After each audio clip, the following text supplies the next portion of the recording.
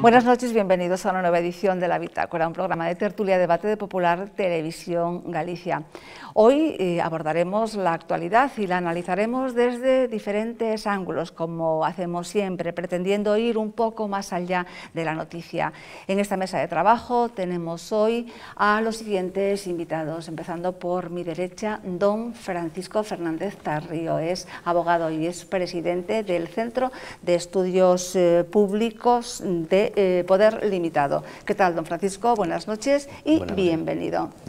A mi izquierda, don Miguel Cancio, es economista, sociólogo y escritor. ¿Qué tal, don Miguel? Hola, buenas noches, Muy bienvenido. Bien, en la esquina de la mesa, don Andrés Trinquete, es sacerdote y es director y presentador del programa de esta casa, Audiencia Vaticana. ¿Qué tal, don Andrés? Buenas noches, bienvenido. Muchas gracias. Y en la esquina de la mesa, don Anxo Quintanilla, es gerente del Consorcio Audiovisual de Galicia. ¿Qué tal? Buenas noches. Buenas noches. Y bienvenido.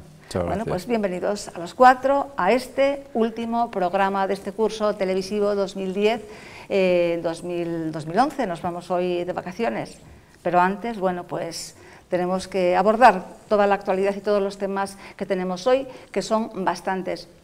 Me gustaría empezar el programa de hoy dando apoyo desde aquí, desde esta casa, al sacerdote don Benigno Moure, unirnos a todos los ourensanos que se manifestaron en la plaza delante del obispado para darle su apoyo. Don Benigno Moure es un sacerdote que, bueno, tuvo la mala suerte de tener una sentencia desfavorable, pero hay que reconocer que es una persona humilde, generosa, trabajadora, es un emprendedor, de esto que tanto se habla hoy en día. Puso en marcha no solamente el termalismo en Ourense, sino que construyó y habilitó muchas residencias para personas mayores en una época en la que todavía no había. Bien, me gustaría lanzarles el mensaje para hablar realmente de este hombre que efectivamente ha tenido la desgracia de tener una sentencia desfavorable, de unas acusaciones que, bueno, pues que le imputaron, pero bueno, queremos dejar constancia de que estamos de su lado, que las sentencias, aunque hay que acatarlas porque no nos queda más remedio, pues a veces dudamos un poco de cómo se instruyen los casos. Y bueno, que las sentencias pues pueden ser legales, pero pueden no ser justas. Don Andrés. Nuestra solidaridad y nuestro apoyo a Benigno Moure, este sacerdote orensano, que fue el iniciador de esa Fundación San Rosendo, que se constituyó en 1992, con funciones de asistencia social, ayuda a ancianos, inválidos, necesitados, alcohólicos, minusválidos, drogadictos, pobres, con atención a personas, a familias en sus hogares, personas necesitadas, guarderías infantiles, comedores sociales, con más de 54 centros, y lo primero que tenemos que ver es todo el bien que hace y todo el bien que está haciendo la Iglesia.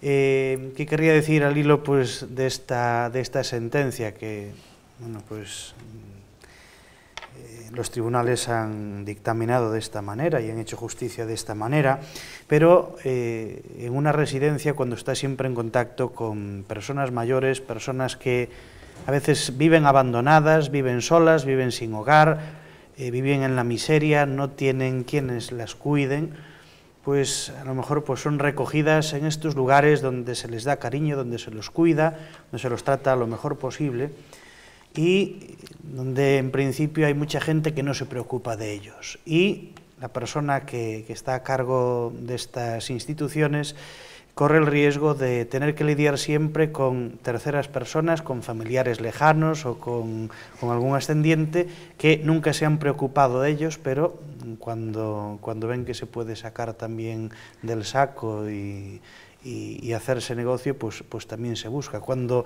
en su vida y en su enfermedad no se han hecho cargo ni pensado en ellos, ¿no? Don Andrés, déjeme que diga una cosita, porque bueno, pues es efectivamente un caso conocido, porque bueno, pues se le ha dado mucha publicidad en los medios de comunicación. El otro día hablábamos aquí de los ataques últimamente por temas puntuales a la Iglesia, el tema del concejal, el tema del otro sacerdote de Fuenlabrada que fue apartado de sus funciones por el obispo de Getafe, y esto yo lo veo también como un ataque más a la Iglesia. El caso es, para las personas que no sepan cuál es el origen de esto, de la sentencia y demás, un matrimonio sin hijos, con sobrinos de estos que viven lejos, pero que no tienen prácticamente ningún trato con las personas. Estas personas vivían en la localidad de Ocarvalliño, un matrimonio mayor, y bueno, pues en condiciones pues infrahumanas, aunque ellos tenían más que su capitalito, tenían dinero, porque estamos hablando de más de medio millón de euros, más de 80 millones de pesetas. Entonces, un buen día, alguien relacionado con Cáritas, no sé si el director, pues fue a visitarlos y él estaba tumbado en el suelo, en un colchón, tirado con una manta, y fue él quien les aconsejó pues irse a una residencia, y fue el que gestionó que se fuera a San Rosendo. Y el matrimonio, de mutuo acuerdo, decidió que sus bienes, dado que no tenían familia, herederos forzosos, digamos, hijos y demás, que sus bienes que serían para la fundación, que en definitiva pues eran quienes los habían acogido, ¿no? Pero bueno, pues pasó el tiempo, el señor murió, no debieron hacer pues el testamento, la donación, pues a su debido tiempo, y bueno, total que cuando falleció la señora, que era la única que quedaba viva, apareció uno de estos sobrinos, que nadie sabía casi ni que existía, de Barcelona, a reclamar, bueno, pues el medio millón de euros, las 50 propiedades y demás. Y este es un poco el tema, y bueno, pues don Benigno fue condenado. Incluso, yo quería decir, el vino blanco de la figa de Orense escribe un pequeño artículo, desde luego que es feroz, dice que no se entiende cómo los empresarios de Orense y las fuerzas de Orense, la Federación Limiar, etcétera, etcétera, dan apoyo al cura delincuente. Y yo quería decirle a Telvino Blanco que me parece una indecencia decir eso, y que además, bueno, pues delincuentes son algunos de su sindicato, que además están condenados por agresión, porque tienen los piquetes más agresivos. Me he quedado muy a gusto por lo que he dicho. Adelante. Bueno, yo creo que es necesario y sería necesario informar, como se acaba de hacer aquí, porque no se ha hecho, y entonces se manipula por los que son manipuladores, contaminan, digamos, el alimento espiritual, y entonces dan a entender que Benigno Moure le robó la herencia, y eso es lo que trasladan a la opinión pública. ¿Y qué sucede? Porque yo conozco estos casos. Galicia, en muchos casos, es una sociedad precapitalista, donde no hay la tradición de escrituración, donde no hay la tradición de herencia documentada. Entonces, hay la tradición oral, y aquí se da un caso donde justamente es una sentencia legal, pero no es legítima, aunque, claro, la sentencia tiene que hacerse conforme a derecho y viendo si hay documentación. Como no hay testimonio de esa donación, digamos, verbal, entonces hábilmente se interviene para aquellos que no se han preocupado del bienestar, de la atención de esas personas, en este caso el que llevó a cabo el padre Moure, pues poder quedarse con esa herencia sin tener nada que ver con esa familia de la que nunca se preocuparon, a la que abandonaron, y de la que se preocupó, en este caso, Benigno Moure, en representación de la Iglesia, y otros muchos casos. Esto conviene tenerlo en cuenta para que sepamos en qué contexto, lo cual no se ha informado, y algunos, como fieras, has dicho tú, encuentran una oportunidad para llevar a cabo la política guerra civilista anticlerical católica, de ataque sistemático. Debe de saber la audiencia, yo lo digo con humildad, porque se acaban de hacer públicos los datos, la Iglesia Católica es la principal ONG de España, pero cuando no había ONGs, no había esa palabra, y estaba atendiendo a los más necesitados, estaba atendiendo a los más dependientes, estaba atendiendo a los marginados, estaba atendiendo a los emigrantes, estaba atendiendo a los presos, estaba atendiendo a los enfermos de SIDA. Y ahora se han hecho públicos los datos, y su red de hospitales, de residencias a personas mayores, de colegios, de asistencias en múltiples frentes a los más necesitados, a los dependientes, a los enfermos, a los marginados, son espectaculares y están a años luz del resto. Y es justo que se produzca esa donación, y esto es importantísimo, y la Iglesia lo debía hacer público, porque eso es un bien. Aquellas familias a las que han visto que han sido las monjas, yo quiero saludar a las monjas de Vegadeo, a Sor Margarita, a la residencia, digamos, La Milagrosa, que nos dieron escuela. Yo fui a un colegio de monjas, han cuidado a mis padres, han atendido allí a la gente necesitada, a todo tipo de gente. Entonces, estas monjas, como la Iglesia, han hecho esta atención, y las familias han visto que, en contra de lo que dice el artículo 50 de la Constitución, que voy a leerlo, los poderes públicos garantizarán, mediante pensiones adecuadas y periódicamente actualizadas, la suficiencia económica a los ciudadanos durante la tercera edad. Asimismo, y con independencia de las obligaciones familiares, promoverán su bienestar mediante un sistema de servicios sociales que atenderán sus problemas específicos de salud, vivienda, cultura y ocio. Lo que no hacen, y lo hace la Iglesia. Entonces, las familias le donan a la Iglesia para que sigan haciendo ese inmenso servicio. Don Miguel, social. ahora continuamos. Sí. Don Anxo. Después de esta apasionante y frenética intervención de don Miguel, decir como que, siempre, todo hay que decirlo. Siempre, hombre, es que hablando de Sor Margarita y de las monjas de ¡hala! Eso me... Bueno, ¡Saludos, Sor Margarita! Y la Constitución de don Miguel. Sí, efectivamente. Esta sí que eso é o que heredamos dos pais, que dicen, non se tira nada, hai que mantenerlo todo. Sí. A mí gustame moito, porque además aquí está toda moi suliñada, está moi ben. Bueno, a propósito... E o iPad que vemos no outro lado é o contraste. Sí. Bueno, yo el caso este la verdad es que no lo he seguido, porque coincidió en un tiempo que no estaba. Lo que sí coincido es lo que hasta ahora se ha estado diciendo. La Iglesia está haciendo una labor social impresionante y tremenda, y efectivamente pues siempre se aprovecha para meterse con ella, no sé muy bien, ya lo hemos dicho pero otras el tema veces, puntual, la Iglesia sí, ya lo sabemos, pero don Benigno Moure, que es precisamente, sí, me lo ha contado estamos hablando usted de muy esto bien, por ello, sí. Y es que es así, que merece todo nuestro cariño, nuestro apoyo, y reivindicamos desde aquí que es una persona que es humilde, que es honrado, que es generoso, pero debían informar como lo hiciste tú, que es trabajador, que no se dijo lo que tú has contado muy bien, que es trabajador, y que contó también el padre Trinquete, sí. Porque se ha manipulado.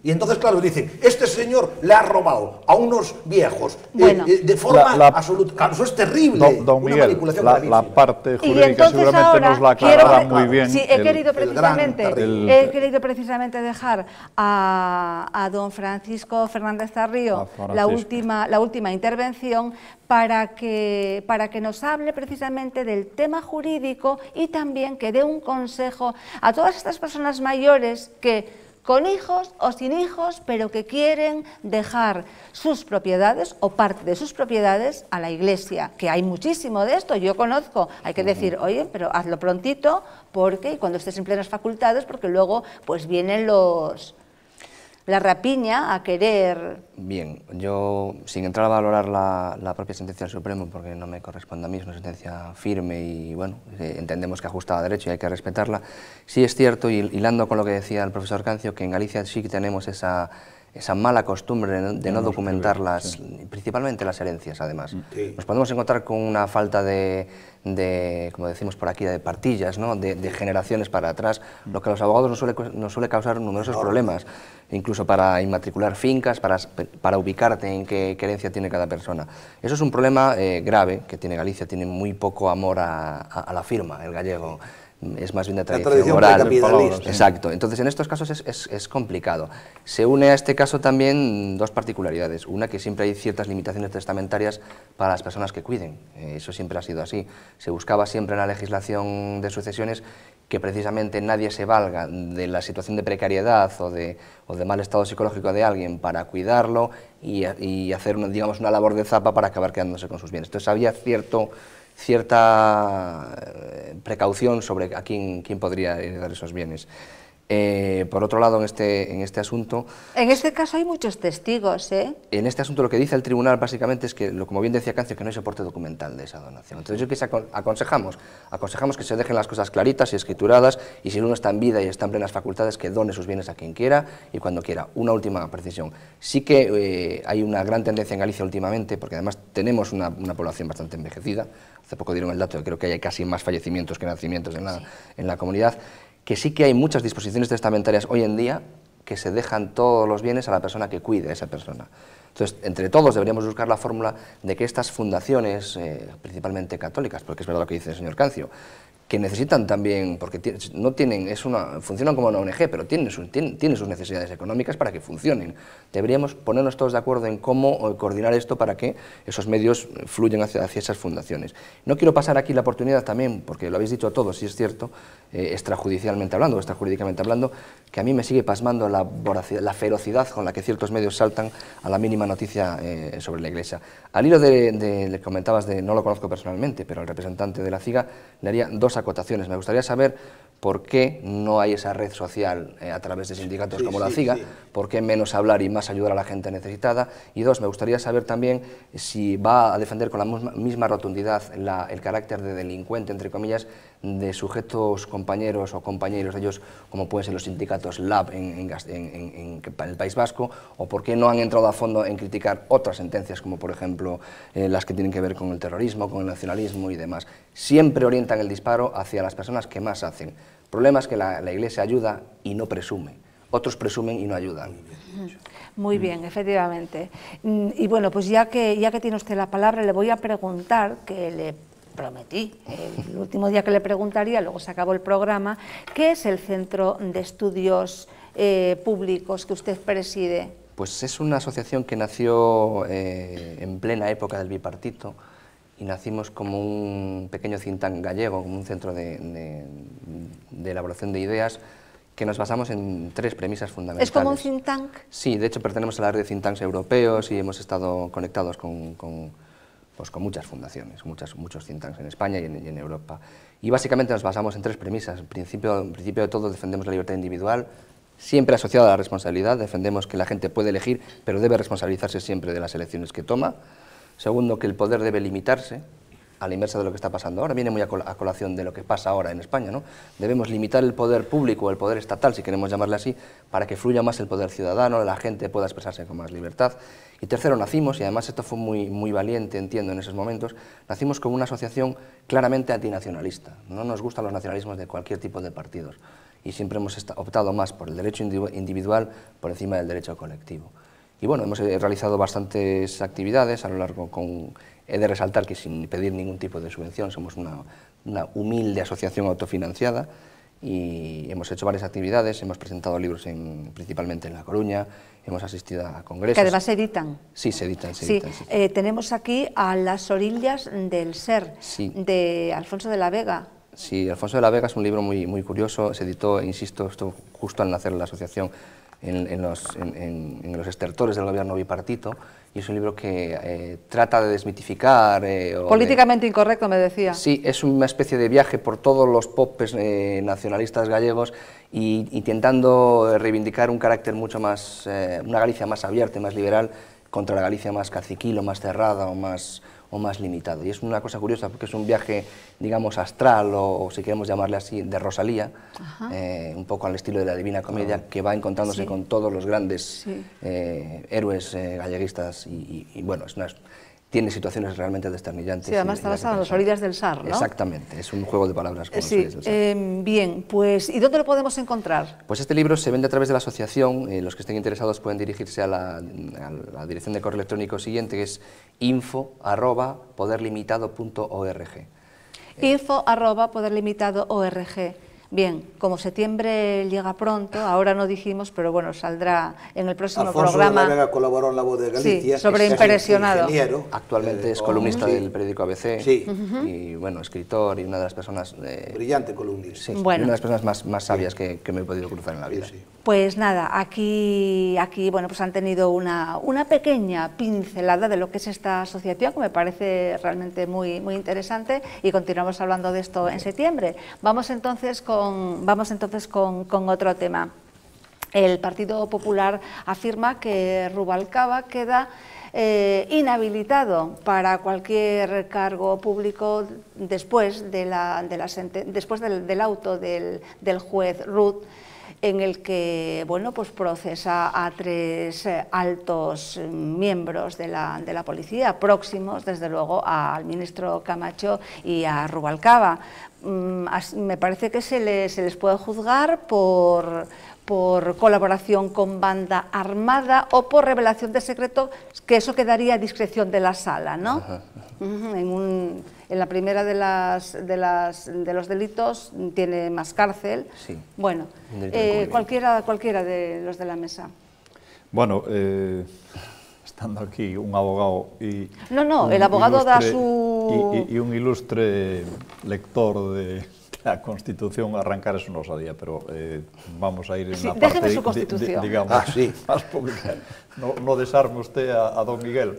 Déjeme su tableta. Esto es nada más pura... Esto es el contraste. Esto es nada más, sí, puro Magdalena, contraste. Esto pero no estaba preparado, pero efectivamente nos... Sí, pero que realmente a mí me encanta. Ay, le voy a dejar aquí la huella, que da mucha rabia. Pero mire, por ejemplo, una Constitución que ya la enseñamos aquí el otro día, pues vieja, y además a él le gusta así, porque tiene, ¿verdad? Sí, claro. está impregnada de humanidad, de uso y demás. Y aquí como contraste tenemos pues la Constitución, pero bueno, pues en la tableta, y qué bien poder compatibilizar estas dos cosas. Claro. Porque en efecto... La vieja y la nueva tecnología. Magdalena, trinquete y un servidor, pues más clásicos. Con los blogs. Bolígrafo y papel y nuestra mente y nuestra imaginación. Esto es una anécdota. Adelante con el tema de... Bueno, el tema Faisán, que efectivamente sigue sobrevolando en estos días y tal, bueno, es un tremendo lío, evidentemente, para las personas que han estado detrás de él, y un poco incomprensible, porque otra vez volvemos pues, a una historia paralela a lo que fue el GAL en su momento, y además pues, por parte del mismo partido y casi de algunos de los agentes que efectivamente estaba actuando en aquel momento. Lo que se puede decir es que desde el punto de vista técnico no es otra cosa que lo que habrá que hacer es una aplicación de la ley en serio, es decir, por parte, claro, de la gente que lo que debía estar era velando precisamente por el tema de la ley. Y ya desde el punto de vista de observador y de espectador, claro, me llama muchísimo la atención, es decir, que digamos que los jefes, que en definitiva son los responsables, pues en este caso, bueno, ya veremos qué da de sí. Pero, que no sabían nada. Claro, es decir, pero es que es muy poco creíble que no supiera nada, porque si no supiera nada lo que tenían es que ser ellos mismos los que estaban inhabilitando a estas personas que en principio están siendo implicadas o involucradas o como se... Bueno, ¿y usted cree que realmente pues debería quedar moralmente inhabilitado e incapacitado para cualquier cargo público, Rubalcaba? Bueno, antes hemos dicho que las personas, ha dicho alguien en la tertulia, que las personas lo que tienen que hacer es asumir sus responsabilidades y ser consecuentes con el lugar que tienen y tal. Es decir, eso es una contestación clara, contundente y rotunda, y de que efectivamente, y claro, en este momento lo que pues, no se puede hacer es mirar para otro lado o que el tema no tiene importancia, que es un poco lo de la opinión. Yo estuve consultando pues esa etimología y buscando información acerca de lo que es el faisán, que es un ave gallinácea, que pasa gran parte del tiempo en el suelo, a pesar de su capacidad de vuelo, que demuestra pues muy mal. Es una especie que se defiende mal de sus enemigos, que sean cazadores o diversos tipos de Alemania. En otoño emigra, realiza ciertos desplazamientos para encontrar mejor abastecimiento, agua, y cuando vive en un régimen de semicautiverio, los responsables de su cuidado le proporcionan alimentación adecuada a sus gustos, necesidades y a sus ejemplares. Entonces, oímos hablar mucho del faisán, es este tipo de animal. Este cura tiene una retranca, este cura tiene una retranca que es increíble. Está muy bien la definición. Es el faisán. Es el faisán. Oímos hablar del faisán. Pero ahí no hay un sinónimo, perdone, con faisán. No, yo no me meto en política, yo lo analizo desde fuera. Sí.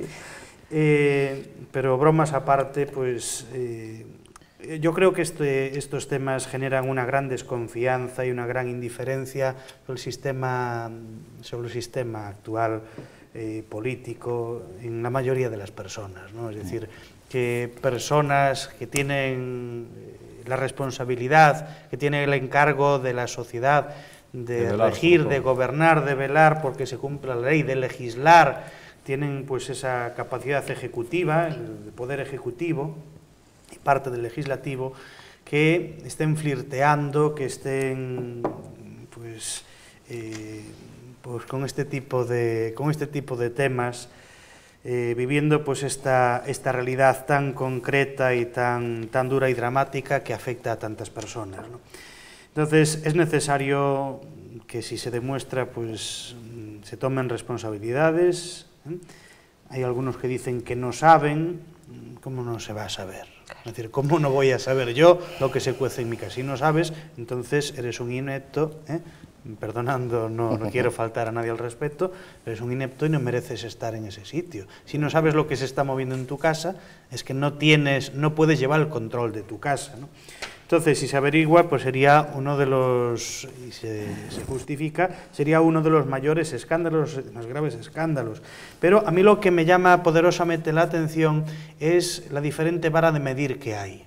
Es decir, unos se rasgaban las vestiduras con la decisión del juez Ruz, pero no se las rasgaban con la decisión del Tribunal Constitucional por la legalización de Bildu. Sí, así es. Entonces, en medios, yo consultaba algunos medios estos días también mirando información acerca de este tema y en concreto el plural.com hablaba de que el juez podría haber cerrado la instrucción y procedido al procesamiento de los mandos provinciales hace 2 meses, pero parece que como ahora toma posesión el nuevo ministro de Interior, parece que es politizar nuevamente. Entonces estamos con esta lucha, con esta confrontación, parece que todo se utiliza políticamente, la judicatura y todo esto. A mí, sobre este asunto, varias cuestiones. Primero, centrando el tema estrictamente judicial, usted dice, bueno, veremos si hay responsabilidades. Lo que sí es un hecho probado es que se produjo el chivatazo. Es decir, es un hecho probado que alguien de los cuerpos y fuerzas de seguridad del Estado le dio un teléfono móvil, creo que fue exactamente así, al señor Joseba Losúa para decirle, oye, no vayas a coger el dinero que te están siguiendo. O sea, que el hecho, no nos olvidemos de ese hecho, porque se tiende a pensar que, bueno, cuando se pruebe quién fue, quién no fue, el hecho cierto es que en el Ministerio del Interior de Alfredo Pérez Rubalcaba se dio un chivatazo a ETA que permitió que ese dinero revertiera en las arcas de la propia organización, que no sabemos, intuimos que habrá hecho algún tipo de acto delictivo o habrá comprado armas o lo que sea. Eso por un lado. Por otro lado, en el aspecto estrictamente, por no meternos en profundidades jurídicas, en el estrictamente político estoy de acuerdo con usted. Pero es que se nos ha vendido otra historia del señor Rubalcaba. El señor Rubalcaba parece que era el Pope, el que todo lo sabía, el que, según palabras del propio Camacho al tomar posesión del Ministerio del Interior, decía, no preguntó porque venía y ya lo sabía todo. Pues eso casa muy mal con que ahora no sepa nada. Entonces, que se nos aclare el perfil de una vez. Si esta persona es tan sumamente inteligente como dice todo el mundo y es una persona que sabe mucho y que tiene todo controlado, pues es evidente que esto no se le podía haber escapado en plena negociación con ETA, que alguien, recordemos que están imputados nada más y nada menos que el exdirector general de la policía y el jefe de la policía del País Vasco. Sí. Exdirector general de la policía que actualmente ostenta un cargo de organización en el Partido Socialista Vasco. Entonces, y que obedecen órdenes de Interior directamente. Es que me parece, lo que el último quería decir es que me parece, dentro de todo esto, que bueno, que en cualquier país civilizado hubiera caído el gobierno entero por una situación, por una cosa menos grave que esta, déjeme romper una lanza en favor de la policía, porque me parece muy mezquino, como decía el compañero, que se deje, que se arrastre el honor de la policía por todos los juzgados, porque 2 políticos o 2 altos políticos quieran tapar sus vergüenzas. A nadie se le ocurre pensar que un policía en el País Vasco le dé un chivatazo a un terrorista motu propio. Eso es un insulto a todas las cuerpos y fuerzas de seguridad del Estado. En cualquier caso, ¿qué tiene que hacer un policía, o sea, de alto rango, un mando, de esta categoría cuando recibe del ministro, no, da el chivatazo, ¿qué tal? Cuando se sabe que realmente pues es una investigación que se está llevando en colaboración Francia, porque eso viene de la jueza Lebert, en Francia y España, ¿qué tiene que hacer? ¿Tiene que dimitir o tiene que decir a quién tiene que ser fiel? ¿A su mando? ¿O tiene que ser fiel realmente? Primero a la Constitución española. Y a la Constitución. De todas maneras, le aconsejaría a ese policía que eche un vistazo a la hemeroteca y mire cómo acabaron los policías que no hablaron en casos como el GAL, en el que también estaba el señor Pérez Rubalcaba. Por supuesto, es que es no vaya a ser un paralelo tremendo. Que luego le entre el ataque de memoria cuando ya el remedio sea entre rejas. Es decir, que aconsejaría a los policías que se defendiesen. Bueno, estamos, como se ha dicho aquí muy bien, ante un gravísimo caso, ante un nuevo caso de terrorismo de Estado. Y no está solo implicado el ministro de Interior, señor Alfredo Pérez Rubalcaba, que es lamentable desde mi modesto punto de vista que se avergüence del Pérez tan español, sino que está implicado el presidente del gobierno. No lo digo yo, lo dice claramente la Constitución en su artículo 104. Destinado a las fuerzas y cuerpos de seguridad del Estado. Dice este artículo: las fuerzas y cuerpos de seguridad del Estado, bajo la dependencia del Gobierno, tendrán como misión proteger el libre ejercicio de los derechos y libertades y garantizar la seguridad ciudadana. Más claro, agua. Lo ha dicho aquí el padre Tinquete, lo ha dicho aquí Quintanilla y lo ha analizado jurídicamente el buen abogado Tarrío. Por acción o por omisión en un hecho gravísimo, con una banda ilegal, marxista-leninista, terrorista vasca, ETA Batasuna, y con sus brazos que ha asesinado a cerca de 1000 personas y destruido miles de familias, que acaba de sacar un comunicado vergonzoso 14 años después, el mismo día en que se celebraba ese asesinato cruel de Miguel Ángel Blanco. Entonces, el señor Pérez Rubalcaba es claramente responsable por acción u omisión, y el señor presidente Zapatero. ¿Qué sucede? De nuevo volvemos a lo que ya pasó anteriormente. Si esto le pasa al PP, está casi en el Consejo de Seguridad.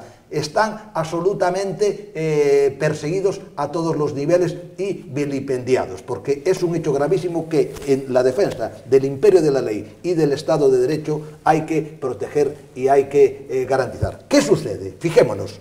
¿Qué es lo que ha pasado? El juez Ruz ha hecho, digamos, un expediente, un proceso que ha dado lugar nada menos que al procesamiento de 3 altos cargos del Ministerio, uno de ellos alto cargo del PSOE, responsable de organización de Álava. ¿Y quiénes saltan? Saltan el presidente del Parlamento, Bono, salta el señor Jáuregui. Tengo que decir que el señor Jáuregui, como el señor Venegas, como el señor Damborenea, como el señor Vera, como el señor ministro de Interior, Barrio Nuevo, estaban implicados en el caso del GAL. Y en el libro Aquellos años de Julio Feo, donde cuenta que utilizaban ilegalmente los fondos reservados, dice reiteradamente que el señor ministro de Interior, Barrio Nuevo, no daba un paso, el mínimo, sin tener la autorización del señor presidente del gobierno. Estamos aquí ya no ante un caso mínimo, como cuenta Ifeu, sino ante un caso máximo, como ha explicado muy bien, de con ese teléfono móvil dar cuenta de avisar a el que estaba cometiendo un acto terrorista de recaudar el impuesto revolucionario para que escaparan. Que esto se sabe porque se lo cuenta, que le han puesto el aparato en el coche, que no daba crédito, que le dijeron hables por teléfono,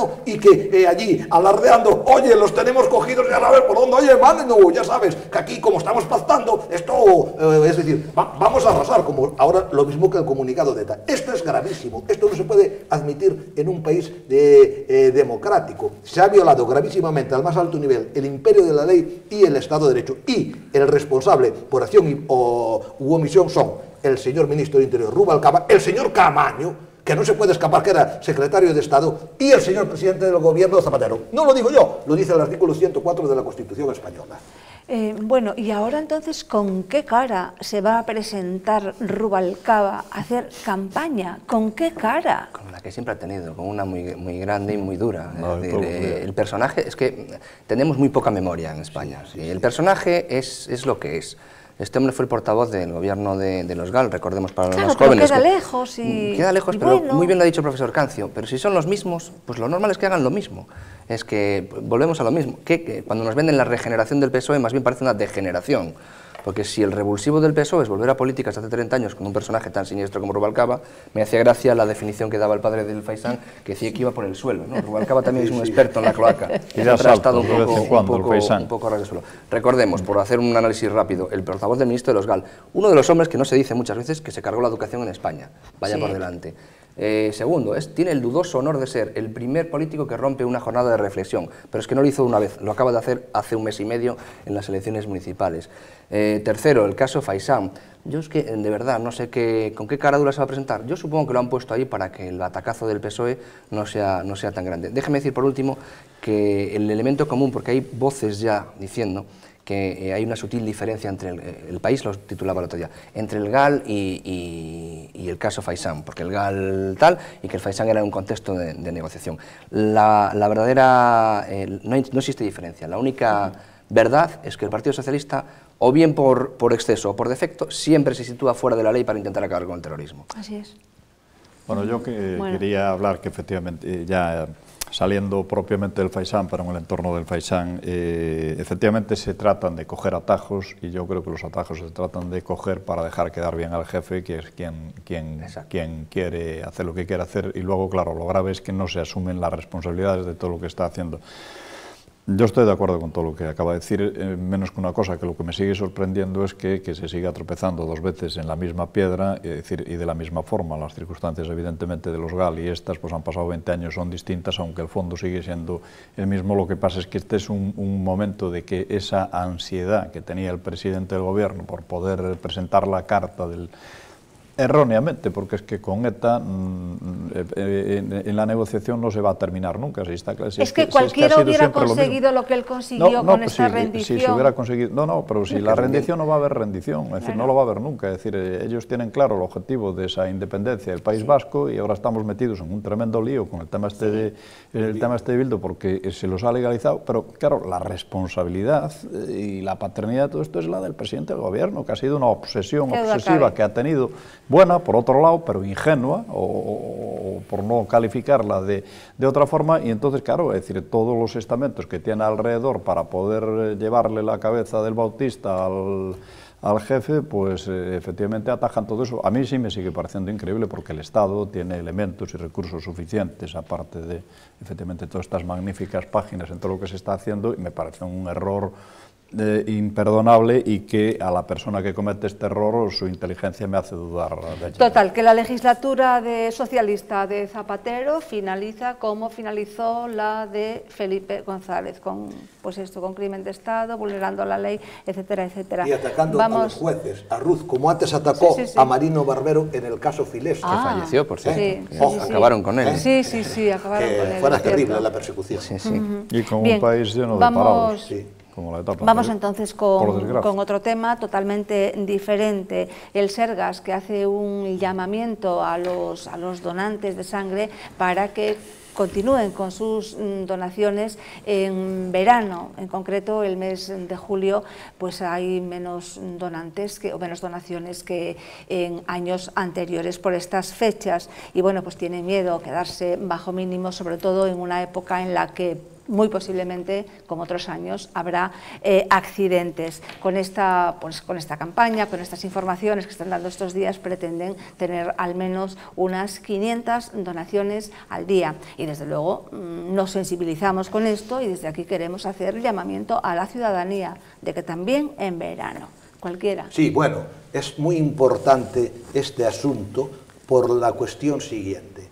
La gente en democracia libre, con responsabilidad, no solo tiene derechos, sino que también tiene deberes. Eso lo establece la Constitución, lo establece la Declaración Universal de Derechos Humanos, y se está olvidando constantemente. Yo creo que hay que recordar aquí a Marañón en su importante libro Deber y Derecho, que decía: una sociedad va a la catástrofe cuando hay hipertrofia de derechos, es decir, exceso de derechos, y atrofia, defecto de deberes. Y un deber es preocuparse por los demás. Hay una obra conocida en sociología y en antropología que se llama la de Marcel Mauss, el ensayo sobre el don, donde dice que el donar, es fundamental, es esencial.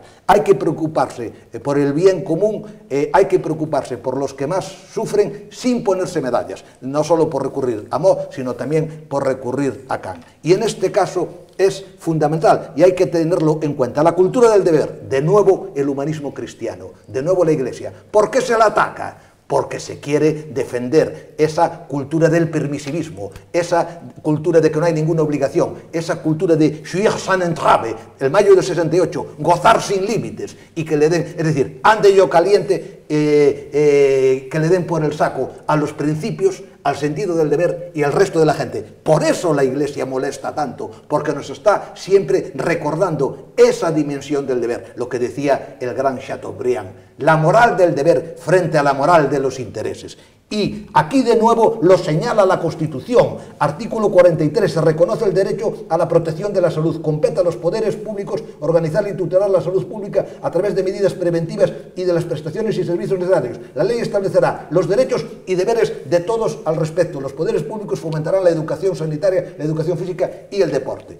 Es decir, el ciudadano, por medio del don, es lo que llama Bill Gates el capitalismo altruista, el capitalismo creativo, el capitalismo emprendedor, que se basa en dar, no desde los bienes del Estado, eso es muy fácil, que es el Estado intervencionista, sino dar lo que uno tiene para, digamos, bienestar de los demás, para enriquecerse humanamente, éticamente y espiritualmente, que es lo más importante. Por eso se ataca a la Iglesia Católica. Me parece una intervención excelente, don Anxo.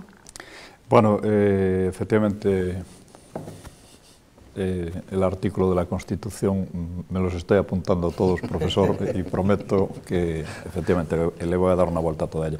Bueno, el tema efectivamente está en la sensibilización que desde la Administración se está queriendo hacer, sobre todo en la estacionalidad que tiene el verano y la dificultad que hay para conseguir efectivamente esas 500 donaciones diarias y 2.500 semanales que se necesitan para poder atender las necesidades que existen con este bien tan importante y tan difícil de tener si es que efectivamente no hay esas donaciones. En los últimos tiempos, y la Consellería de Sanidad, a través de la consellera doña Pilar Farjas, es decir, que habían buscado un sistema para unificar los 4 organismos que se dedican al tema de las donaciones, es decir, y para poder optimizarlas, y la estacionalidad, es decir, lo que efectivamente dificulta es que esas habituales donaciones y esos habituales donantes,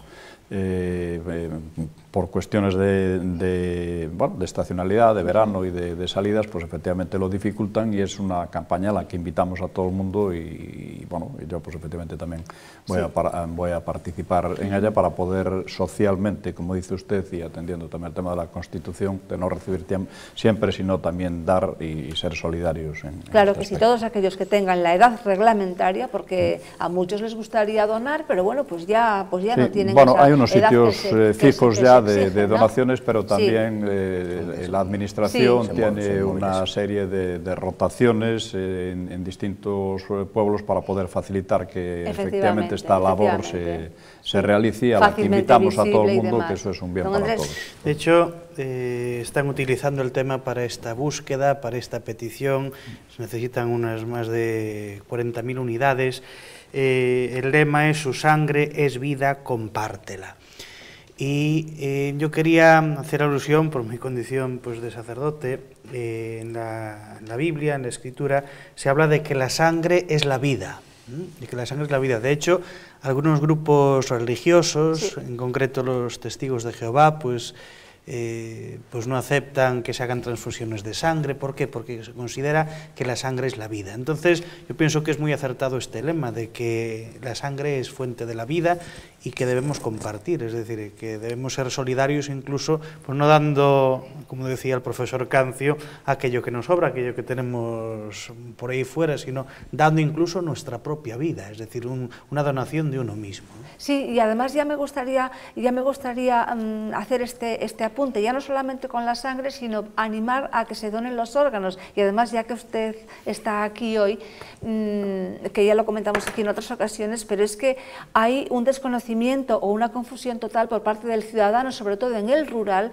y es que creen que no pueden dar los órganos porque la Iglesia no lo permite. De hecho, la Iglesia inició una campaña este año pasado para informar efectivamente que es un acto de generosidad y que no solamente no lo prohíbe, sino que lo aconseja. Don Andrés, abunde un poquito en esto. Sí, bueno, Usted yo quería contar una anécdota. Un sacerdote tuviera que pasar por un trasplante y un compañero que es muy simpático y muy gracioso, no quiero decir el nombre, conoce muchísima gente en Santiago y en Galicia, le decía: tú no puedes celebrar la misa. ¿Pero por qué?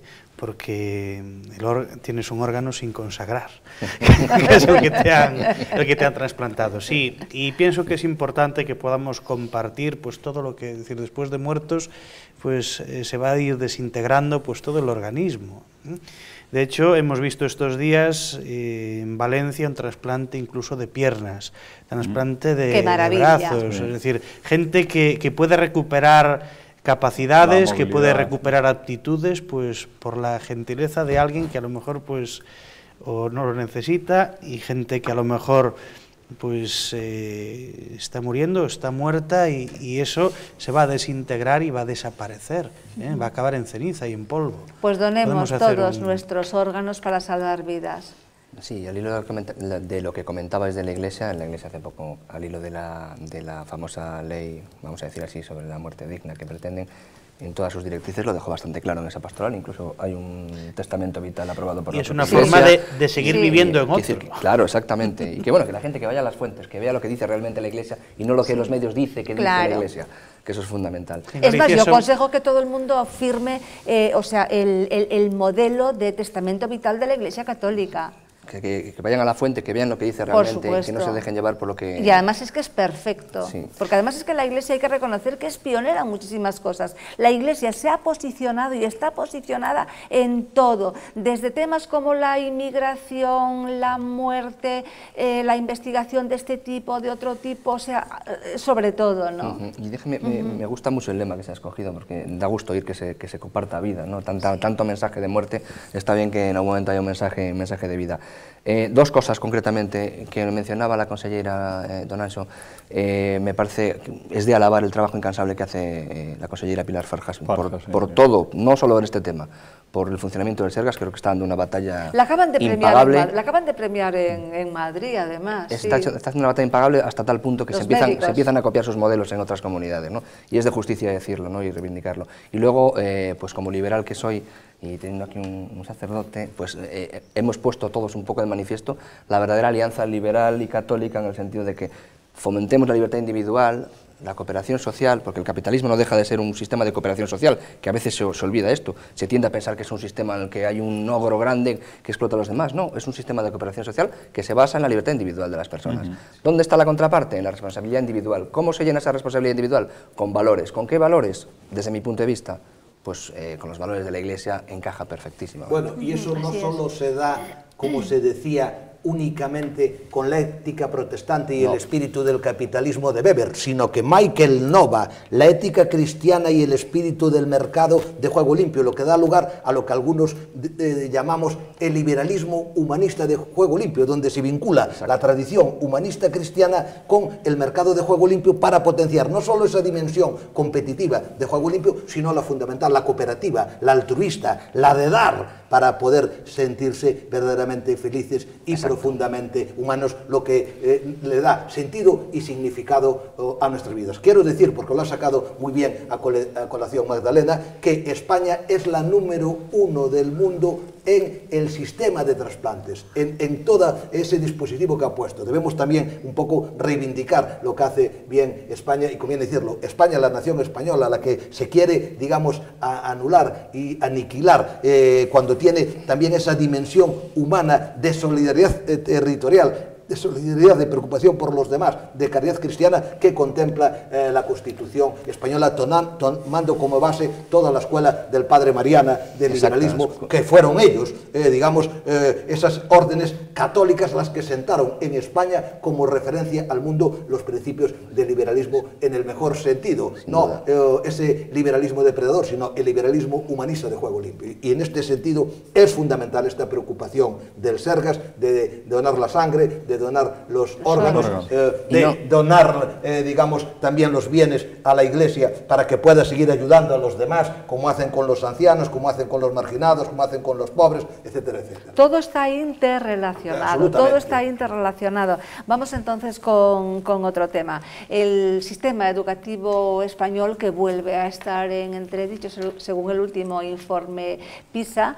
entre otros datos que da este, que a mí me parece que es tremendo, y es que sí, es terrorífico, que la tasa de chicos repetidores que han repetido al menos una vez a lo largo de su etapa educativa casi triplica la media europea, mientras esta en Europa es el 13%, alcanza el 35,3% en España, lo cual, bueno, pues es preocupante.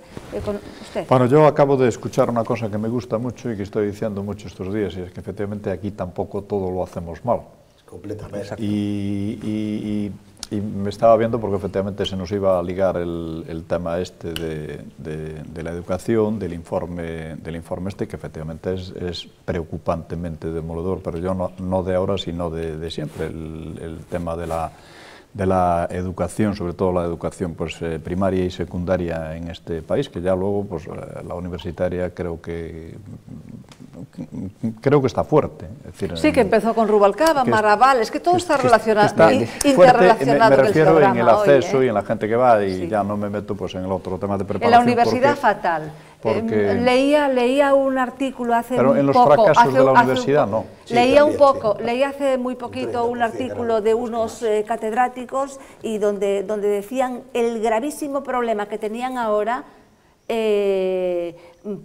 por ejemplo, para asignar las matrículas. Cosa que, por ejemplo, hace años decía que, bueno, que tenían que sopesar para no ser injustos, porque había muchos merecedores, y hoy en día bueno, pero yo creo que eso también tiene otras componentes, y efectivamente yendo al informe este y ese 35,3, es decir, contra la media que creo que son 13, es decir, que casi estamos 3 veces por encima, sí, pues el informe creo que se basa fundamentalmente en dos apartados, es decir, en la materia y en el resultado que se consigue y qué tal. Es decir, estaba más en el aspecto social de las dificultades que efectivamente, sobre todo la enseñanza básica está teniendo, pues también con la suma de todas estas cosas que hemos estado hablando antes, porque al final, es decir, sumado todo eso, efectivamente la enseñanza va a tener mucho que ver, va a tener mucho que sufrir también, y efectivamente, bueno, espero que efectivamente este pesimismo que hay ahora por el informe, con ese punto de optimismo que también dice que se ha mejorado un poquito. Vamos a ver, el informe es un poco la excusa que nos sirve para hablar una vez más del sistema educativo y analizar un poco qué sistema educativo tenemos y qué sistema educativo queremos, si podemos llegar así. Lo del informe PISA, bueno, viene puntual y aprovechamos pero lo importante es, a ver, ¿qué educación queremos? ¿Y qué está pasando en nuestra educación? Y la diferencia entre una educación que es la pública, la concertada y la privada, y por qué cada vez la gente acude más a la privada, así se puede escapar de la pública. Exacto. A mí, si me permitís, porque es un homenaje sentido y obligado, mi madre lleva 40 años en la enseñanza y siempre le oí decir que los planes de estudios normalmente suelen hacer buenos a los anteriores. Es decir, que llegan tarde. Exacto, hemos ido siempre tarde y mal. Sí, es un problema que es uno de los graves problemas que tiene España como nación para salir de esta crisis en la que estamos, que es una muy poca cualificación intelectual de todos nuestros estudiantes. Viene en poca colación lo que hablábamos antes. Aquí, en la visión de la educación, bueno, que el señor profesor Cancio sabrá infinitamente más que yo, pero es una visión que viene incluso ya de los principios del siglo pasado, me refiero al aspecto progresista o izquierdista, viene toda a satanizar la meritocracia y a beatificar la socialización del conocimiento, y no es así. A nuestros niños les hemos sometido a que no pasa nada, a igualar por abajo, a pasa sin aprobar, a mirar un poco mal al chaval que estudia más, y tenemos que recuperar otra vez pues lo mismo que estábamos hablando antes, la iniciativa individual, primar el esfuerzo, volver a dotar de autoridad a los profesores, y esto no acaba en la primaria, en la secundaria, en la de la universidad. Aquí hay un profesor de la universidad, no me quiero meter, es pavoroso también. No hay meritocracia en las universidades españolas, no estamos entre las universidades más preparadas. Y luego al hilo de lo público o lo privado, pues pasa, como bien decía don Anxo, pues lo que pasa siempre en otros muchos aspectos, que la gente en cuanto puede, pues escapa a la sanidad privada, a la educación privada, con lo cual encima duplicamos el gasto. Entonces, y ese informe dice que analiza, si no me equivoco yo, que no lo voy a decir de memoria, creo que cada alumno repetidor en España le cuesta al Estado alrededor de 8.000 euros. 8.000, sí. Casi más de 9. Exacto, al margen de toda la problemática social o tal, es que hay una problemática de coste importante. Es brutal, Claro. Pero el efecto que hace en la persona que repite es más... Rubalcaba, ¿dónde estás? ¿Dónde está Rubalcaba? ¿Por qué digo esto? Bueno, lo acaba de decir muy bien Darío, porque es una cuestión esencial tratar sobre esta instancia de socialización, de encarnación de valores para ser personas, para ser productivos y para crear una sociedad mejor. Él lo ha dicho aquí. Vamos a dar un dato también que es revolucionario y que a algunos le va a levantar ampollas, y para hacerle un homenaje al gran Pío Moa, al que invitasteis vosotros. Fíjense ustedes, del año 1966 a 1975, España, fundamentalmente por esa política de meritocracia, de cultura del esfuerzo, de cultura del trabajo, de cultura del respeto y de la autoridad. Por supuesto, había que hacer críticas y algunos arriesgamos algo más que las orejas por hacer esas críticas. España, del 66 al 75, fue el segundo país del mundo, detrás de Japón, que más creció. Fíjense ustedes, ese crecimiento, aún hoy España, después de 33 años de democracia, no lo ha superado. Una de las cuestiones esenciales que tienen que ver, aunque no solo con este crecimiento, fue la educación. Los que somos de esa época debemos de hacer autocrítica como generación del 68, porque en aquellos institutos, en aquella escuela, teníamos claro que debíamos de esforzarnos, que debíamos de tener disciplina, que debíamos de respetar, digamos, el orden, que debíamos de saber comportarnos y que debíamos de trabajar para poder que mejorase nuestra familia, nuestro pueblo, que mejorase España y que mejorase el mundo. Es decir, la educación es una instancia esencial. ¿Qué pasó? Rousseau, base fundamental del marxismo-leninismo. Lenin, Gramsci, Althusser, Foucault, Cizé, ¿qué dijeron? El trabajo mata. Debemos de reivindicar con Freud la expansión de los sentidos, el malestar de la cultura. Abajo la autoridad, abajo el esfuerzo, abajo el mérito. Viva jouir sans entrave, gozar sin límites. Aquí España ha sido el campo de experimentación, con las AIDOS, con todo lo que se puso en marcha para acabar con esa educación fundamental para el desarrollo, no solo socioeconómico, no solo medioambiental, sino humano, espiritual. Y Rubalcaba, con Marabal, el hijo del gran historiador Marabal, que es muy responsable porque venía de Berkeley y fue el que puso en marcha aquí este catedrático, esa política nefasta que hoy se están pagando gravísimamente las consecuencias en la educación primaria, en la educación secundaria, en la educación universitaria.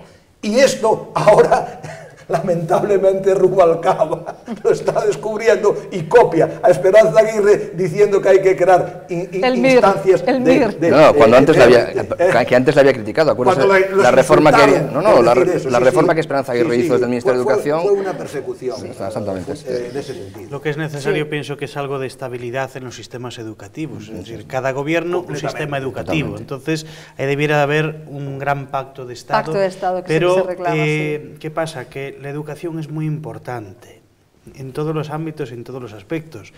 Por medio de la educación formamos un tipo de persona a otro. Vamos moldeando la persona como nos interesa, como nos gusta, gente que pueda pensar, como en estas épocas, gente que no tenga que pensar, que le demos todo hecho, que le demos todo realizado. Entonces yo entiendo que las últimas reformas educativas pues son novedosas y son pienso que importantes, interesantes en muchos aspectos, la atención a la diversidad, las diferentes competencias que se presentan en la LOE, pero pienso que es necesario ahondar mucho más en la cultura del esfuerzo, es decir, de valorar, de que no hay ningún trauma. Si no apruebas, pues ya aprobarás, pero esfuérzate, intenta dar lo más que puedas, es decir, hay atención a la diversidad, atención a los problemas concretos de cada uno, no hay posibilidad que se repita más de un año, más de 2 años, entonces, ¿esto qué se consigue?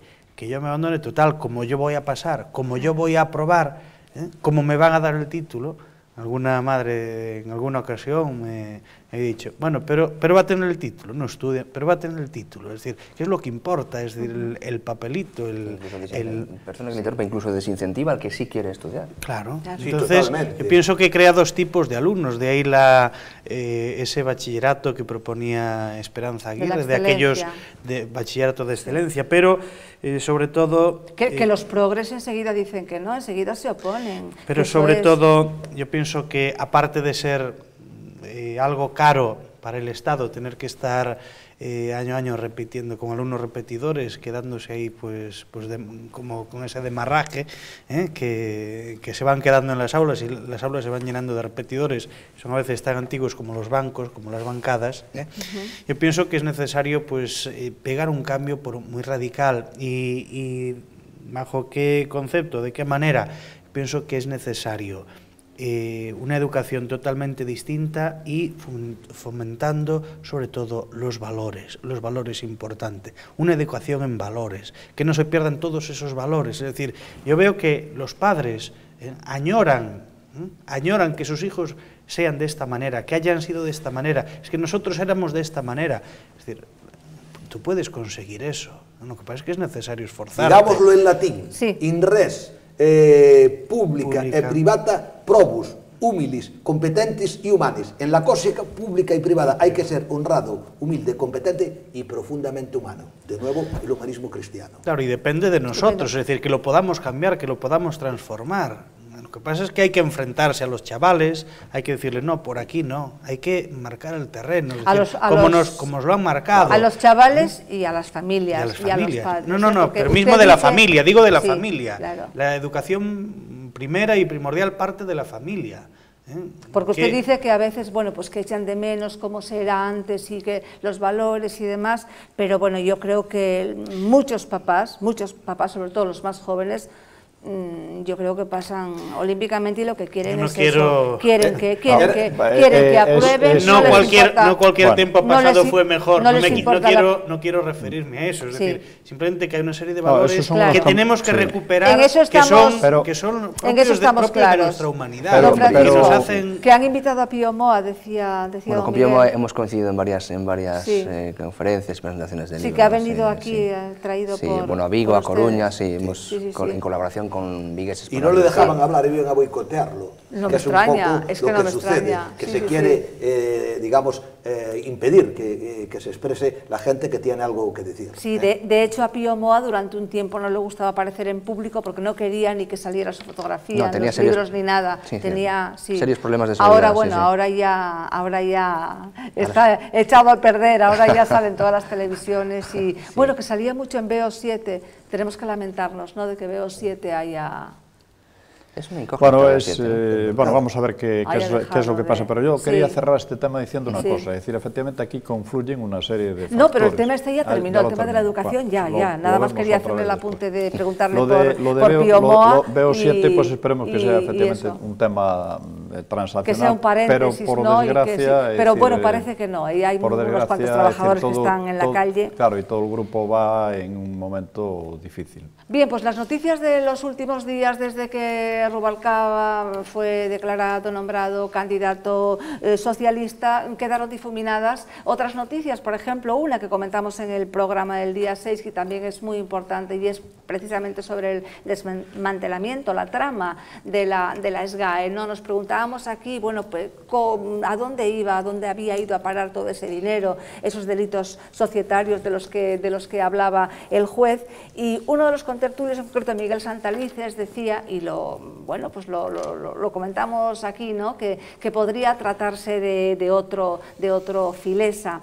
En algún medio de comunicación también se habló de esto y hace unos días leíamos en Periodista Digital de uno de los personajes que pertenecen uno de los actores que pertenecen a esta asociación. Decía claramente, el PSOE se financiaba a través de las GAE. Yo digo esto citándolo a él, desde luego con todas las reservas, no tenemos datos, pero bueno, pues habría que investigar para... Bueno, no hay más que ver que la SGAE de La Ceja, los Víctor Manuel, Ana Belén, Sabina, Miguel Bosé, Serrá y otros, de la mano de Teddy Bautista, fueron un brazo fundamental en la política de defensa sistemática de Zapatero en múltiples frentes, los Bardén, etcétera, etcétera. Esto conviene tenerlo en cuenta. ¿Pero se desviaba dinero también?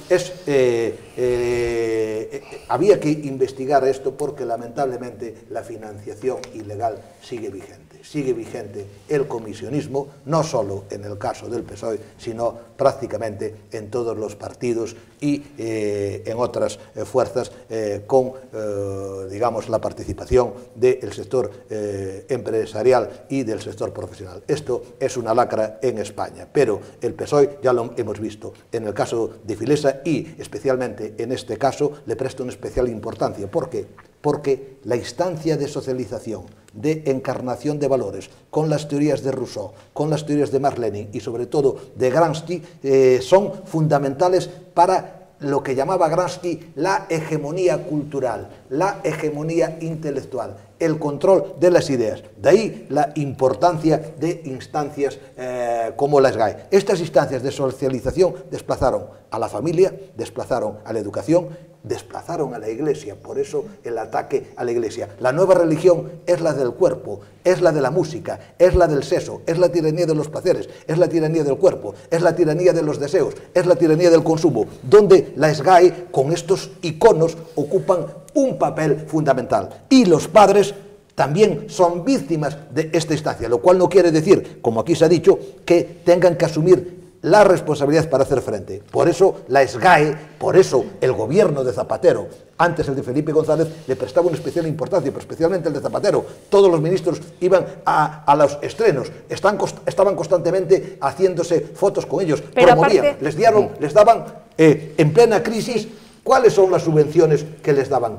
Decenas de cientos de millones. Y eso implica que se pueda dar esa connivencia para establecer aquí también una posibilidad de financiación. Vale, eso es la parte que me interesa, parte del componente ideologizante de ese brazo que es un auténtico staff del gobierno. Pues mira, te lo voy a decir claramente. Me pregunto. Te lo voy a decir claramente. Estaban financiando, te lo voy a decir claramente. El PSOE. Te voy a poner un ejemplo claro. Te voy a poner un ejemplo claro. Multiusos de Santiago de Compostela, que gastó el Estado español más de 2.000 millones. Estuvo parado. ¿Quiénes son los que intervinieron ahí? ¿Qué se creó ahí? Se creó una empresa pública mixta para evitar la intervención del Estado y a partir de ahí toda la movida, constantemente actuaciones. ¿Quiénes son los que participaban en esta financiación? ¿Quiénes son los que están detrás de toda esta red del espectáculo, del ocio cultural, con todas estas instalaciones promovidas por el Estado? Es un brazo fundamental del PSOE, de su sindicato, de sus empresas, donde constantemente están obteniendo fondos económicos, fondos electorales, fondos culturales, pero los económicos son fundamentales. Por supuesto, estamos en un Estado de Derecho y había que establecer claramente el vínculo. Pero ahí está el caldo de cultivo. En Inglaterra, en los países serios, ya se habría creado una comisión de investigación desde el primer momento. Hay que darse cuenta que en Alemania dimitió el hombre que iba a suceder a Merkel, que puso Merkel para sucederla, porque se probó que había copiado la tesis. Sí. Eso es decir, aquí con el gal no dimite. Aquí con este caso hubo que echar a Teddy Bautista porque lo cogieron con las manos en la masa, con el Seneri, con toda esa red que habíamos. Incluso Ramoncín, que formaba parte, los ha denunciado de forma muy beligerante. Entonces, es una instancia esta que mueve cientos de millones por medio del ocio, por medio de la sociedad del espectáculo y de la imagen, y ahí había que crear una comisión independiente de investigación, porque yo creo que es una de las fuentes, como otras, como fue la construcción, como es de la financiación ilegal. No solo afecta al PSOE, sino que afecta, digamos, a todas las fuerzas sí, a todas las fuerzas políticas. Pero bueno, en este caso, el PSOE. Sí, lo que dice el profesor Cancio es cierto. No tenemos datos, pero es cierto que cuando se confunden entidades públicas y privadas, cuando en toda esta instrucción había gente de la SGAE que decía que eran constantes las reuniones, entraba la gente de cultura en la SGAE en cultura... Bueno, era miembro. Cuando hay esa connivencia y la misma persona que tiene que darte la subvención está reunido contigo y legisla, pues hombre, no tenemos datos, pero no somos tontos. Quiere decir que voy a formular la pregunta en los siguientes términos. Los siguientes términos, ¿podrían haberlo hecho? Pues evidentemente sí. A partir de ahí que se investigue. Hablabas de los países anglosajones, bueno, de Alemania, en Estados Unidos, por ejemplo, los artistas no es que pidan, es que dan, o sea, pero dan públicamente. Hay grandes actores de Hollywood que a lo mejor le dan $1 millón a una campaña electoral. Aquí todo el mundo pide. Reserve esto para lo siguiente, que vamos a hablar de los actores y de las actrices de Galicia. Don Andrés. Yo pienso que ya es de por sí una vergüenza pues todo eso que se está cobrando por derechos de autor. En concreto, conozco incluso cuando habían detenido a Teddy Bautista, pues él me llamó por equivocación, un empresario de esta ciudad, de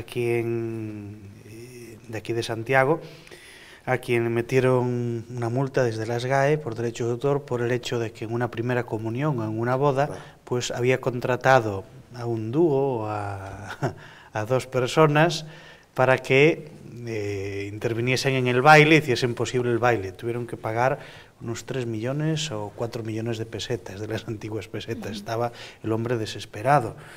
Y cuando decía, hombre, ahora ya quedaste liberado, y se reía el señor. Es que yo pienso que hay un uso abusivo y una petición abusiva, incluso pienso que algo vergonzoso, cuando fue el caso de este concierto por los damnificados del terremoto de Lorca, incluso querían cobrar los derechos de autor a colegios. Don Andrés, es muy importante lo que dice, pero como es un tema que ya tratamos de toda esta gente y demás, yo lo que quería era centrar el tema en si cree usted realmente, en función de los datos que tenemos, en función de lo que ya se lleva diciendo en algunos medios, que podría realmente el Partido Socialista financiarse a través de ahí. Hombre, hay una trama muy oscura, hay muchas empresas parasitarias, el parásito es el que vive pegado a uno y viviendo de él. Está pegado a uno y viviendo de él. Entonces, el parásito pues es el que vive del otro. Entonces, cuando hay realidades que viven muy unidas, muy apegadas unas a otras, pues se supone que la una vivirá del otro. Yo no quiero aventurarme a juzgar nada. No está auditado, es que no sabemos cómo reparten el dinero en las GAE. ¿No les parece que ha habido como una especie de casi silencio? Bueno, vamos a ver, yo creo que... es decir, que esta gente efectivamente ha estado protegida. Es que esta semana prácticamente no se ha hablado. Es que se han solapado varios temas y efectivamente... Sí, es que Rubalcaba lo copa todo. Bueno, pero Rubalcaba no controla todo, no sé lo que controla, sabrá lo que controla, pero quiero decir que, bueno, que hay medios, afortunadamente, de distintas tendencias y tal. Está claro que el SGAE ha sido protegido siempre pues, por el Partido Socialista, entonces por la afinidad ideológica, personal o tal, pues han tenido esa cierta protección, han conseguido todos esos derechos que han conseguido de cobrar todo eso, pues efectivamente porque detrás lo tenían. Hombre, del resto lo que hay que darle es tiempo a la justicia para no adelantarnos y irnos a tal. Todos podemos pensar lo que podemos pensar porque ya estamos escaldados de otras situaciones, pero yo creo que debemos de ser rigurosos. Es decir, y el rigor está en esperar a ver qué efectivamente hay, que se haga la investigación que se tiene que dar y si hay que darle, que se le dé. La verdad es que no deja de ser lamentable que en una situación como la que estamos teniendo en el país, pues estemos con el tema del faisán, con el tema del SGAE, con tal, lo cual nos complica muchísimo más socialmente lo que es salir de esta tremenda crisis que estamos haciendo y en la que evidentemente, y esto está clarísimo, la responsabilidad la tienen los políticos, porque a ellos los hemos elegido y le damos para que nos tengan bien y resulta que no nos tienen bien. Muy bien, pues que se investigue este tema y a ver si podemos corroborar algún día, tenemos datos, pues lo que decía el otro día Achero Mañas, el Bola, que me gustaría saber bueno, pues de qué datos dispone para decir tan claramente, no, es que el PSOE se está financiando así. Digo, bueno, a lo mejor tiene algún dato que no nos ha comentado. Bien, el Gobierno de Galicia pide al Gobierno de España que, bueno, pues que haga todo lo posible para interceder en Bruselas por el sector naval español. Tenemos los astilleros en peligro y en estos momentos prepara una propuesta de financiación alternativa al tax lease para que, bueno, pues los astilleros puedan seguir contratando barcos. Don Miguel, ¿podemos ofrecer a los telespectadores que seguramente pues no saben muy bien cómo va este tema, qué problema tienen los astilleros, bueno, qué es el tax lease? Sí, totalmente. Galicia, por volver a aquellas cosas en las que destacamos, en el sector naval tenía y tiene una competencia muy importante. Teníamos el frente naval militar, la producción de los astilleros militares en Ferrol, y teníamos los astilleros civiles en el caso de Vigo. Y teníamos unas condiciones muy buenas para competir en España y para competir internacionalmente. ¿Qué sucedió? ¿Qué es lo que pasa? Que esto también ha pasado con la agricultura y con el mar que está de actualidad, que se sacrificó Galicia en la entrada de la Unión Europea. Aquí hubo un doble sacrificio. Galicia, el sector naval, en el cual podemos competir al mayor nivel, fue sacrificada por Andalucía, por el País Vasco y por la Unión Europea. Se impuso que había que fabricar barcos, en el caso militar, o repararlos, que lamentablemente con el enfrentamiento a los Estados Unidos, Aznar había conseguido que en Ferrol se llevase a cabo la reparación de la sexta flota, que eso iba a ser importantísimo, y no solo no se hizo eso, sino que se impidió que Galicia, en uno de sus atús, en uno de sus sectores en los que puede realmente competir al mayor nivel, sea laminada y se impida que haya una política verdaderamente de apoyo para que podamos a este nivel hacerle frente a los desafíos que hay. Cuando hubo el gran boom de los países emergentes, se aumentaron los fletes con la salida de India, la salida de China, la salida de Rusia, la salida de Brasil. En ese caso, Galicia podía claramente hacerlo, pero claramente se le impidió. El señor presidente de la Xunta está con unos datos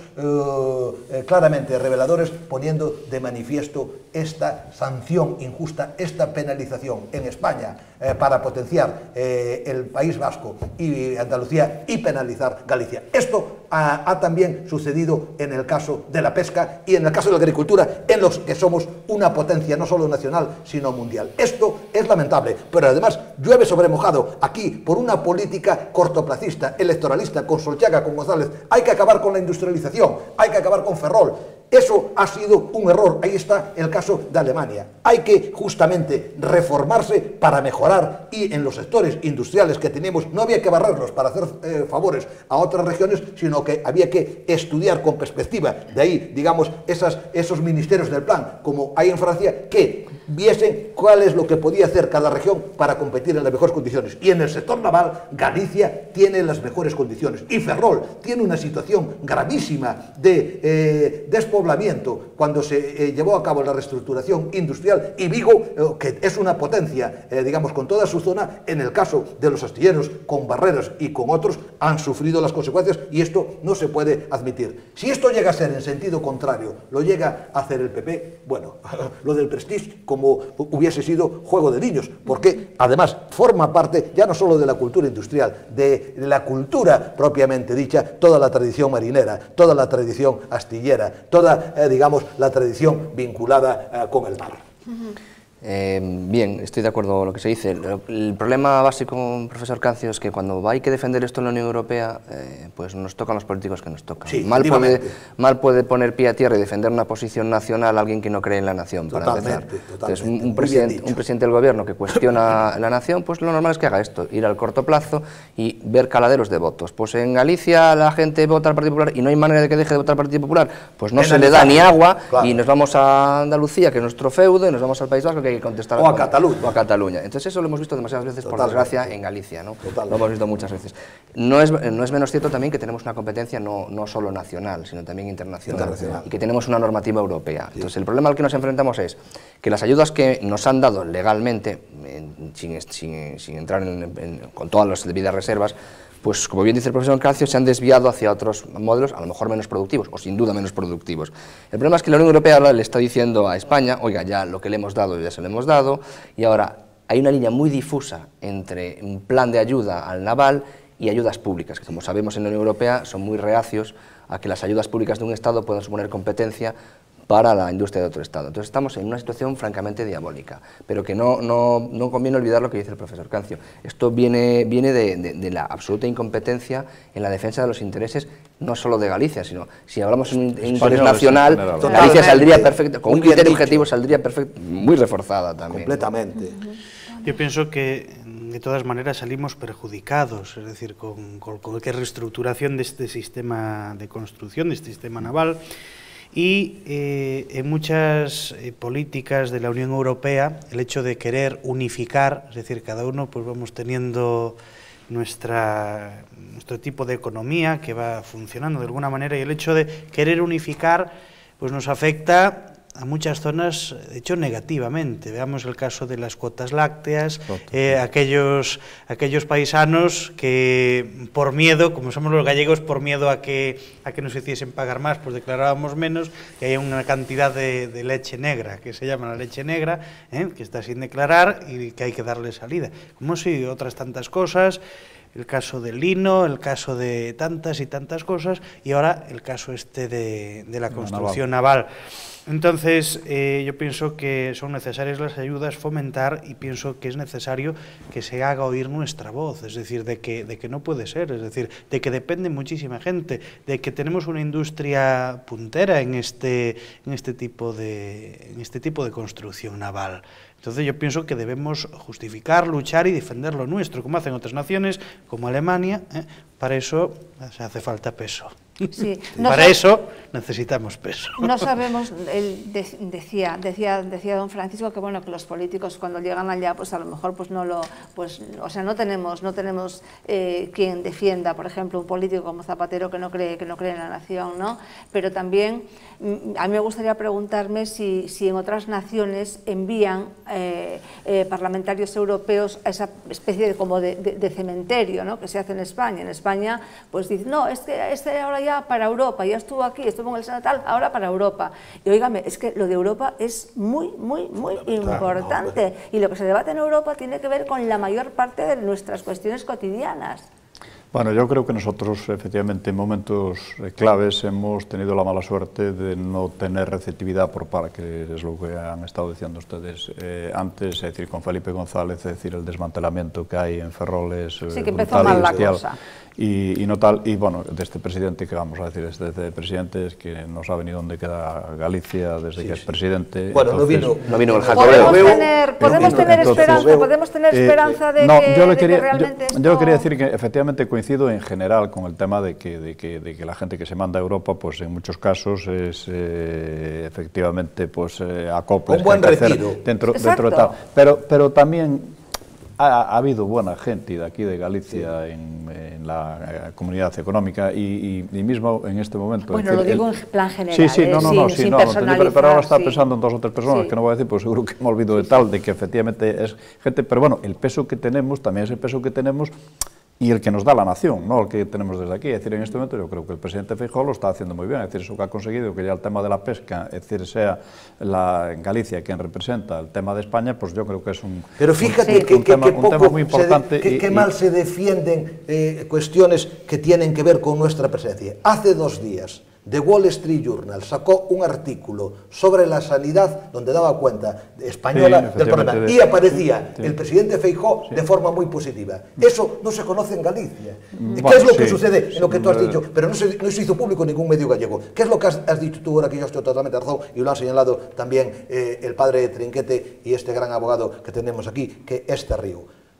Para negociar en Europa hay que ir con fuerza, hay que tener alguien que vaya allí con un equipo verdaderamente preparado. Y con conocimiento. ¿Qué pasó? Bueno, por supuesto. ¿Qué pasó, por ejemplo, que es un caso que no sé si ha trascendido? Cuando fuimos a negociar las Olimpiadas, que era muy importante, fue Zapatero. ¿Saben ustedes lo que hizo? Se encerró en una habitación y no quiso salir, mientras que Blair, todos los primeros ministros, los presidentes, estaban constantemente haciendo miles de gestiones. Haciendo pasillo. Para poner un ejemplo de lo que este señor ha suprimido, ha anulado un montón de reuniones internacionales porque no quiere ir, porque si la mujer, si los hijos, porque se siente molesto, porque no habla el inglés, por lo que sea. Y eso lo estamos pagando de forma gravísima. Se dijo en el caso de Galicia que una de las consecuencias gravísimas para nuestro sector primario, para nuestra agricultura, para nuestra pesca, fue porque el que tenía que ir a la reunión estaba en una famosa sauna que son conocidas en Madrid y que son conocidas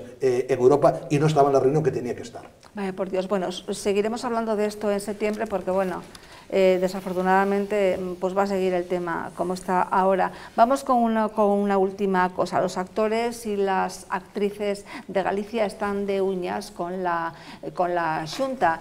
Estamos en crisis, efectivamente, afecta a todos los sectores, también al sector de ellos, y tienen privilegios que desde luego no quieren perder, y bueno, pues amenazan con emprender pues acciones contra la Xunta. Quieren que, bueno, pues parece ser que de los presupuestos de televisión gallega se invierta el 6% en sus cosas, y esto viene a colación con lo que usted decía antes, ¿no? Que allí pagan, Estados Unidos pagan, contribuyen, sí, y bueno, pues aquí ahora veo la imagen. Aquí todo el mundo quiere pues nada, vivir de hacerse funcionario. Pero luego, ahora que veo la imagen de por otra parte un gran actor, me gustaría verlo donando 1 millón de euros a algún partido o renunciando a recoger ciertos premios internacionales. Pero bueno, yo creo que aquí hay que diferenciar. Están por un lado en el sector audiovisual, y yo soy el menos indicado para hablar de él en la mesa, pero vamos a diferenciar en los elencos de los actores, los que podemos ver en las películas, y los de los grandes sueldos y de las grandes películas, que a pesar muchas veces de tener unos grandes sueldos y unas grandes condiciones, siguen pidiendo subvenciones y no arriesgan su propio dinero en proyectos empresariales, lo cual es lamentable. Y por otro lado, el sector audiovisual de la gente trabajadora de audiovisual. Estoy hablando de ayudantes de cámara, de producción, de realización. Porque con esta gente, yo he hablado en varias ocasiones con gente de empresa en Galicia, y todos te suelen decir lo mismo: echan de menos que haya empresa, que haya sector privado e industrial en Galicia. Entonces, no vamos a meter a todos en el mismo saco. Hay los paniaguados que todos conocemos y que casualmente siempre se manifiestan contra los mismos. No se les conoce ninguna manifestación contra los suyos, digamos. Pero aquí estamos hablando de los paniaguados. Por eso, y el sector audiovisual, pero como esta gente suele arrastrar a otra, por debajo de esta gente hay gente que lo que está reclamando es que no tengamos necesidad de pedirle o pegarle a la puerta al político de turno para que nos dé dinero de la gente, y que se arme de verdaderamente una industria cinematográfica o audiovisual, porque además mimbres hay, tenemos grandes audiovisuales en Galicia, punteros, y que alguno a punto del cierre, por ejemplo, que se me viene a la cabeza, no digo el nombre, que es una gran pena, que con un proyecto empresarial serio y fuerte detrás, si quieres con un apoyo institucional fuerte, que puede ser, pero pelean por la subvención, por la rapiña, por el 6%, en vez de pelear por un proyecto serio que la gente vaya a ver. Me pregunto si cuánto porcentaje de esa inversión de la televisión pública en Galicia revierte en beneficio o se pierde. Esa es la que no tenemos que preguntar. Don Anxo. Bueno, vamos a ver, está bastante bien apuntado decir lo que es el inicio del conflicto. El sector audiovisual gallego, efectivamente, no son los actores, es la suma de un montón de gente, son alrededor de unos 3.000 profesionales que están detrás de todo eso. Evidentemente, la parte más visible siempre es la de los actores. El sector prácticamente se ha desarrollado en estos últimos 20 años y ha tenido un espectacular crecimiento y está dando unos grandes resultados, tanto dentro como Como fuera, ese toro fue declarado estratégico en el año 99 por el Parlamento y además por... Bien, pero vamos con esta gente que quiere iniciar medidas contra la Xunta. Es que le estoy... acaban de decir que me quedan 3 minutos. Bueno, en este momento lo que están es efectivamente llamando la atención porque la crisis general que tiene el sector público también les afecta seriamente a lo que es la parte de ello y, por desgracia, de momento, es decir, la dependencia de toda la zona industrial del audiovisual está muy dependiente de la administración y lo que quieren es reclamar civilizadamente y tal, hasta en las conversaciones que yo tengo con ellos. Pero afecta a todos los sectores. A todos, sí, claro, pero claro, cada uno... Bueno, claro. O que non chora, non mama. Bueno, pero no se van a manifestar ante la Xunta. No, vamos a ver, eso fue una información que salió hace 5 o 6 meses que ellos mismos desmintieron y dijeron que, bueno, que era un proyecto que tenían, pero es decir, en este momento, es decir, el movimiento que está habiendo es empresarial. No, pero esto es de estos días, esto es de estos días. Sí, hace unos días han vuelto a la carga. Han vuelto a la carga. Vamos a ver. Tenían una reunión, me parece, ayer. Tienen múltiples reuniones y efectivamente están haciendo, pero han amenazado. para plantear, es decir, el tema este del 6%, que ahora no nos va a dar tiempo a explicarlo, cuál es el nivel de conflicto que tienen, porque bueno, es un derecho que efectivamente brevemente, que me queda ya nada. Mira, Burla Negra se llamaba el frente de actores y actrices de este mundo implicado en el caso Prestige para machacar a la Xunta. Esto claramente continúa. ¿No era lo de hay que votarlos y eso? Sí, esto claramente continúa. No, eso fue después, es el SGAE de la ceja de Galicia, claro, que son conscientes y quieren, como ha dicho muy bien Tarrío, subvenciones y no crear lo que todos sabemos y que hay gente muy buena y que hay que apoyar esa industria cultural que, por supuesto, como en otros países, requiere apoyos, pero para hacer una industria de emprendedores que genere riqueza, que podamos competir a nivel nacional y a nivel internacional. Y no crear un grupo de presión politiquero, sindicalero, para saltar tajada, para no crear ninguna industria, para hacer películas que no se estrenan, obras de teatro que nunca crean un grupo privado, porque llevamos 40 años y no hay ninguna iniciativa de teatro privado en Galicia. ¿Qué pasa aquí? Todo el mundo quiere vivir del Estado de la sopa boba, hacerse rico por medio de la televisión gallega, por medio de lo que sea. Eso no es de recibo, es un cáncer. Que además viven en un mundo irreal de además ellos crean y para ellos. Una cultura politiquera nefasta. Total. Y la vaca está seca, es decir, no hay de dónde tragar, no hay de dónde mamar, es imposible, la vaca está seca. Entonces yo pienso que todos queremos que el Estado nos solucione todo, que el gobierno nos solucione todo, pero puede solucionarnos hasta cierto punto, es decir, tenemos que buscar los medios, la financiación, a través de productoras, a través de infinidad de... buscar recursos donde sea, pero también tenemos que ayudar a que se fomente pues esta cultura y a cuidar nuestra cultura. Y en época de crisis, pues bueno... Y en época de vacas flacas... Fíjate lo de la sala NASA, que quería vivir solamente de la subvención del Estado, en lugar de competir. ¿Pero qué pasa aquí? Pues nada, que seguiré, eso sigue pendiente, sigue abierto, como siempre digo, con los temas, abierto para septiembre. Dios mediante, el 19 de septiembre volvemos. ¿Cuento con ustedes 4? Hombre, por supuesto. Cuento con ustedes 4. Dios mediante. Un compromiso. Claro. Un compromiso. Pues muy bien, pues el día 19 entonces... El compromiso. El día 19 de septiembre entonces nos vemos. Sí, ese es el veranito, sí. Bueno, pero había el compromiso de Machín. No, el de Machín. Sí. Mire, que ya no están apagando las luces, sí. Bueno, don Francisco Tarrío, pues fue un placer tenerlo aquí a lo largo de todo este... Bueno, no puedo decir todo el curso porque se incorporó ya tarde, pero bueno, fue muy provechoso y sobre todo que ya seguimos en contacto para el próximo. Don Miguel Canción. Nada, pues, saludamos a Vegadeo pues le digo y a lo Tapia mismo. Y que están en fiestas. Muy bien. ¿Están en fiestas Tapia ahora? de Casariego con la Virgen do Carmo, la Virgen del Carmen, que es el día 16. Bueno, a Virgen do pues Carmo. Nada, saludos a Vegadeo y a todo el occidente de Asturias. Don Andrés Trinquete. Muchas gracias por invitarme a participar en este programa y desde aquí un saludo también a toda la gente del mar. Estos días celebran la fiesta de su patrona en todo el litoral gallego, pues la Señora del Carmen. Pues ahí buenas vacaciones, buen verano. Don Anxo. Muchas gracias, y yo le felicito el santo a mi madre, que es una de mis principales, que también se llama Muchas Carmen. felicidades. Y pues, yo a mi hermana, que pues, también se llama María del Carmen. Y que la Virgen del Carmen, efectivamente, Y a todas las Carmen. nos pues ayude a todas las Carnaval y con todo. muchísimas felicidades para la mamá de Anxo, y también ya de paso para todas las Cármenes, claro. ¿No? Muchísimas gracias. Gracias a ustedes por acompañarnos a lo largo de todo este curso, como decíamos antes. Nos vamos de vacaciones, que lo pasen bien y volvemos, Dios mediante, el 19 de septiembre. Adiós.